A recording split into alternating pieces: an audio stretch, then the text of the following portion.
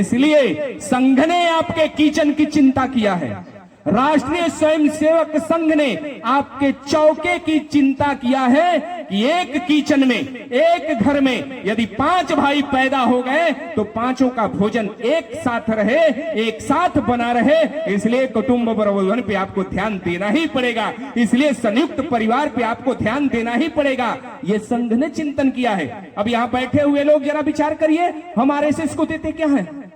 हम आरएसएस को देते क्या है? अभी परसों हमारे एक बड़े अधिकारी संघ के आए थे, बड़े अधिकारी संघ के आए थे।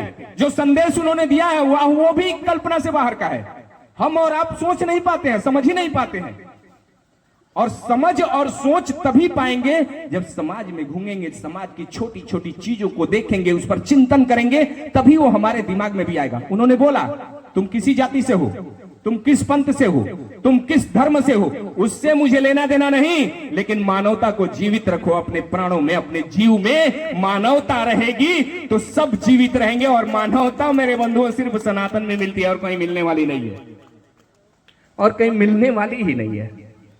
इसलिए सनातन का बचना जरूरी है। और सनातन चारों वर्णों में मिलता है, ऐसा नहीं है कि एक वर्ण में मिलता है। सनातन चारों वर्णों में मिलता है, ऐसा नहीं है कि एक वर्ण में मिलता है।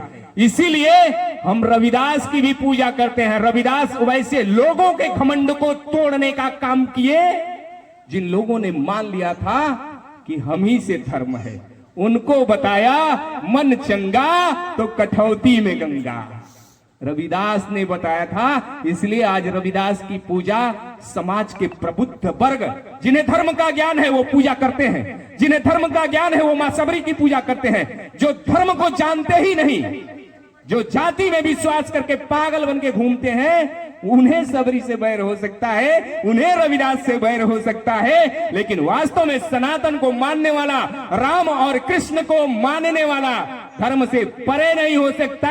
और सबरी को अलग करके वो सनातनी नहीं हो सकता। मेरे बिंदुओं, ये संघ मैं कह रहा था, हम और आप जरा विचार करिए कि मेरी उम्र इस समय 48 साल की हो गई है। मुझे ही विचार करना चाहिए, आप भी थोड़ा करिए कि इस 48 साल में हमने संघ को दिया क्या है, हमने आरएसएस को दिया क्या है। लेकिन आरएसएस तो आपके किचन की चिंता कर दिया कि उस किचन में बनने वाला भोजन 5 भाइयों का साथ बनना चाहिए। इतना बड़ा चिंतन, ये मामूली विषय आपको लगेगा, लेकिन संघ ने ये कहा है कि 5 भाई यदि हैं तो 5 का भोजन साथ में हो।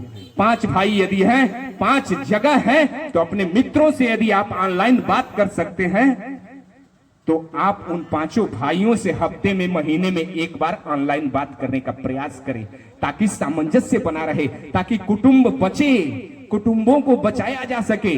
परिवार के सदस्य यदि बाहर हैं, फूआ, दीदी, भाई, चाचा, चाची, तो सबको जोड़ के एक बार बात करिए ताकि सामंजस्य बना रहे। ये हमारी परंपरा है। दुनिया यदि हमको जानती है, भारत को, तो इसीलिए जानती है कि भारत के संस्कार और संस्कृति से अच्छा दुनिया में कहीं और संस्कार और संस्कृति नहीं मिलता है।